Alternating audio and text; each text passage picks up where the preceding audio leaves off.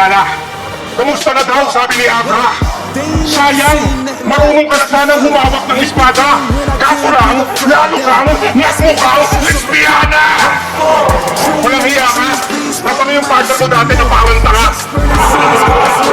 Wala ka na nga naiampas sa kultura, nagsama ka pa. Tapos sabi nila, pagdating kay PBCD, huwag naman ako magtitipid na sobra. Kasi malaki na daw improvement niya. Parang liit si Gloria. Wait, wala akong pakialam kahit 5 beses ka pang pinabagsik. Galing ka lang din sa tangod ko, matagal na kitang pinatalsik. PBCD, sunog ka hamster sa unang tinig. Pero sa unang tingin, mukhang hamster na pumuyong bibig. Yung higanteng pisngi mo, ang pangit sa video. Lalo na dun sa battle yun ni Sinyo, kamukha mo yung puppet ni Jigsaw. At kung akala mo pupuruhan ko yung pustiso mong namamaga. Mali! Kung akala mo pupuruhan ko yung pisngi mo namamaga, kamustahin natin yung ngipin mo pag binatin ko yung 2 pustiso magagawa. Ano? Ngipin mo na naman, bakit galit ka na? Malamang titirahin mo pa rin malaya, bakit lumiit na ba? Hindi porket N1 ka, mananalo ka na. Gago ka ba? Lahat ng nakalapan mo, bagong salta. Kaya paano ka ba makakachamba sa akin kung parang starter na nga si Palakit, nasalo ka pa? Siya to yung pinakagutom na rapper mula Bataan hanggang Maynila. Pambihira! Kaya pala pagkagarap ka, para ka nang hihina. Hindi nyo ba napapansin? Tunog pa din si DFCD.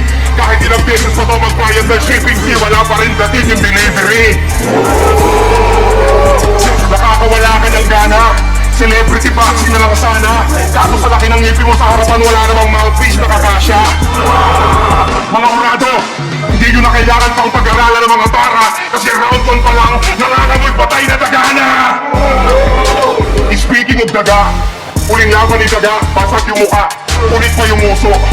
Pero panalo pa rin si Ratatouille, kasi nga ang lupit magluto. Di ba nag-choke ka kay J-King? Biglang nag-blanco ang kanyang utak. Hindi na ako magugulat. Mahirap talagang magkabisado pag may ibang tao kang tagasulat. Tapos di ba marunong mag-freestyle? Kaya nagpapaka-friendly itong bobo na to. Kaya paano ka naging Einstein kung wala ka naman palang MC sa formula mo?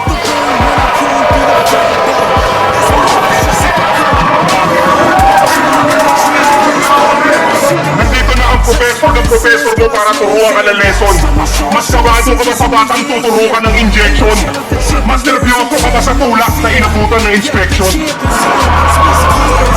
Daga ka na nga, dinadaga ka pa. Ano yun, Inception?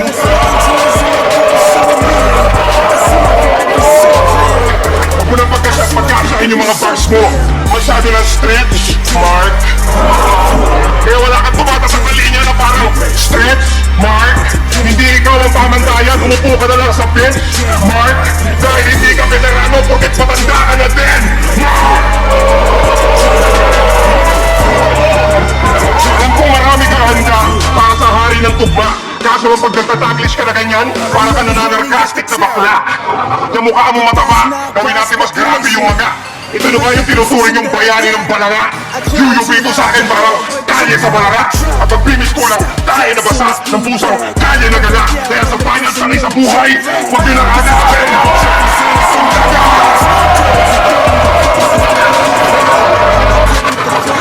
Mukhang pera na naman kung ano-ano na lang talaga sinasabi nito. Alam mo, masakit ang reality bro. Kaya 100,000 na hangarin ninyo, down payment pa lang niharik ng talent ko. Kaya pangina mo! Gusto mo ng bars? Gusto mo ng bars? Pagbibigyan kita kasi minsan lang to. Sa dami ng bars na baon ko ngayon, kahit sa elevator ng minahang bato may signal ako. Kung yung battle rap naging boxing, talong-talo ka sa sapakan. Hindi tayo magkalibel, magkaiba tayo ng larangan. Nung estilo ko direkta, pambara ko nagakbakan. Nung estilo mo pumuyakap, hanggang mapagod yung kalaban. O di ba totoo naman, mas mahusay bang pumunto si Badang? Tugmaan parang lumpia na walang laman kasi ubot ng tabang. Tsaka paano to naging henyo kung panay Google yung alam? Tandaan mo, hindi kasi Einstein, si Kuya Kim ka lang. Parang gusto kong gamitin yung time machine mo pabalik sa nakaraan. Upang tadsyakan yung nanay mo sa tiyan habang nasa sinapupunan ka pa lang. Kasi mas nakakaumay, pasadjabarize, mag-analyze ng mga battle rhymes mo na tagalize. Lalo mo lang pinapakomplika ng mga hashtag at mga multi sa dulo. Basta ako yung hashtag ko sa umpisa kasi ako yung numero 1. Hashtag numero 1, style mo yung gago. Yung estilo mong pauso, niresist mong walang punto. Hindi ka epektibo mga insulto kasi mga linya mo hindi puro. Magtatagalog ka tapos mag-i-English ka sa dulo. Sino ka si Tolpo? Anong gagawin mo? Yung keyboard? Magmimistulang giant sword? Na isasaksak mo sa akin parang CPU tower port? Tapos sasakalin mo ko ng imaginary power cord habang yung nanay ko walang magawa parang motherboard? Nanay, walang magawa motherboard? Bakyo! Kapag kayo ni Sak Maestro naglaban, pareho kayong tabish magsalita. Kung yung ilong niya tumutubo lang sa kaliwa, sa'yo naman yung sa kabila. Kung tuwa ka dyan sa pinagkakagawa mo, kala mo naman napakabago. Tarantado, nagmumukha ka ng matalino kasi ginagawa mong tanga yung mga tao. Yung mga lyrics ko advance, yung mga lyrics ko advance. Inuulit ka pa talaga para sa mga autistic niya na fans.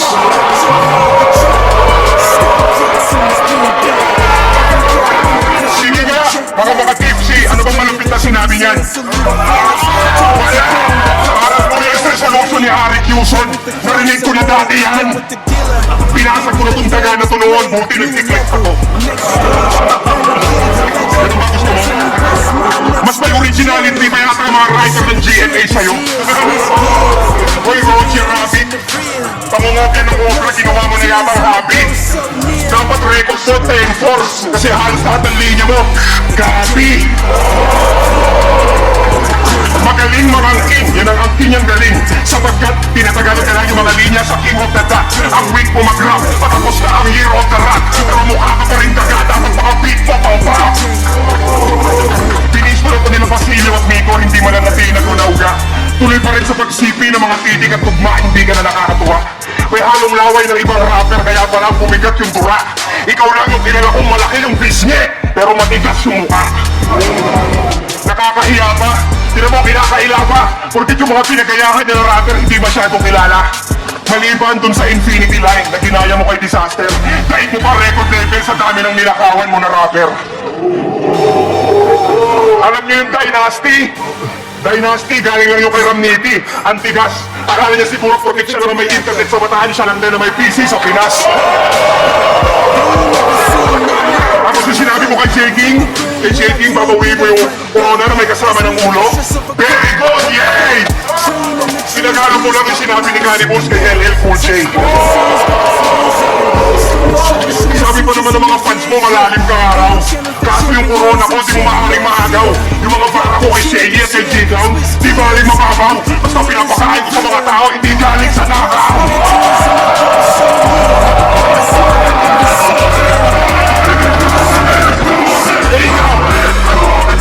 Mga Pilipino, niloloko.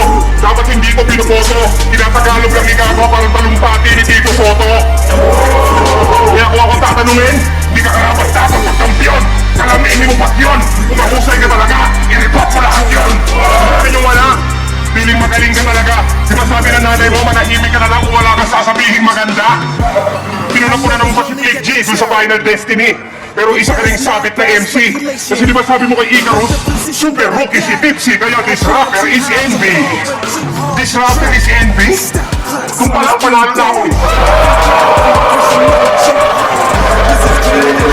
Matino pa yata sa mga grammar ng grade 3. Ano sinabi mo, rapper is envy, tapos yung sinabi mo kay Balakid, yun ang mas classic. Tawa ako ng tawa. Patay nung yung mga kalaban niyang pagkakon, parang biktima ng pating at piranha. Piranha! Ha? Piranha yun, tanga! Tsaka sa ilog yung nakatira, wala sa dagat doon, tanga! Kaya hirap sa kanya. Mahusay po muna ng puta sa mata ng iba, subalit katakataka na di niya makita yung tambukalang tosong nakabara sa sarili niyang mga mata. Tanga-tanga! Ang tagal-tagal mag-set up. Putang ina mo, kumukumpung-kumpurutin ka pa, mamumurot ka lang pala. Kasi kaya nag-workplay ko si pare, Kala mo nag-i-encash ng cheque. Kasi bago mo makuha, napakarami mo ng cheche, bureche. Sobrang haba mag-setup, ang dami masyadong nalalaman. Pagkatapos mag-crossover ng harapan, nag-behind the back pa para di siya makagawan. Half step, head fake, Kyrie Irving yung galawan, sabay fade away, pasok sa court ng kalaban.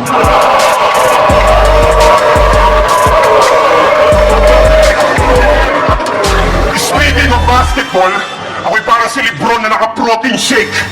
Di ko na kailangan ng boss at weight. Konting hate na mamotivate, umi-score ng 48, triple-double all the way. Ikaw, para ka si Stephen Curry ng Golden State. Kaya mo manalo ng 11 straight, pero pagkaharap ko na yung rare, overhate to defend, di ka na makapag-concentrate. Speaking of concentrate, tinitigil niyo yung bote ng Sunny Orange maghapon kasi nakasulat concentrate.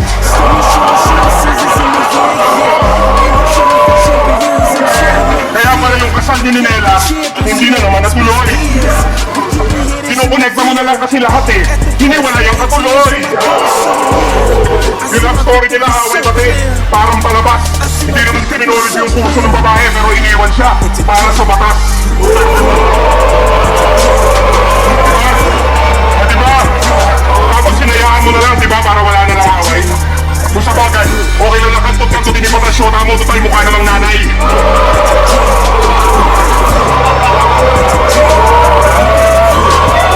Tsaka may bago na siyang girlfriend. Nakita ko yung mga litrato sa Discovery Suites. Ang sweet! Ginawa pang cover photo ni Tips. Kaso lang napansin ko, pag nakatalikod na yung pics, ang hirap na malaman kung sino na yung chicks. Bakla kaya tang punyeta ka? Pinukiti na nga lang nag-iisang tato sa katawan, hena pa. Sobrang bait ng love life. Kaya pala ugali nito, mahalang pa sa tubig ng dagat. Gusto mo magmasin? Masagi mo sa ulo yung bote kong hawak para sulit yung amat. Diba sabi mo ikaw yung mesaya na mesayad? Sobrang estupidong banat. Hindi ka mesaya kasi ginagawa mong tubig yung ala. Patagal ang patagal kung alkoholik kumukorni na. Mahirap makuha yung mensaheng nakapasok doon sa bote niya. Ang akmat namin dalawa ay signalyo ng Andromeda. Ako'y halimaw sa entablado, parang Phantom of the Opera. Naikot ko na buong mundo. Positibo ako. Ikaw, lasing ka lang kaya akala mo yung mundo umiikot sa'yo. Hindi tayo magkatipo, baka nahihilo ka bro. Tandaan mo hanggang bars ka lang iho. Pang Coliseum na to. Alam niyo kung ano katumba ng pang Coliseum na to? Huwag niyo nang i-judge kasi na 3-0 ka bro. Dahil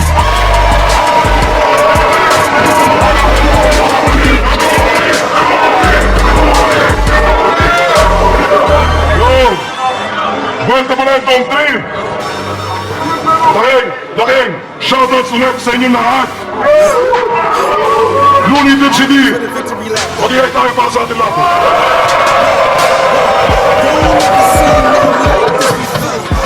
Sa buhay 2016 semi-finals! Apoto! 7-0! Advancing sa finals!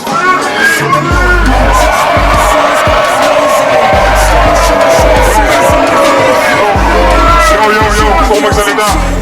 Gusto ko pasalamatan si Enigma sa kabila na nangyari kahapon sa kanya nandito pa rin siya tunay na sundalo. Ginawa niya, pinuloy niya to para sa ating lahat. Mag-iingay ka na!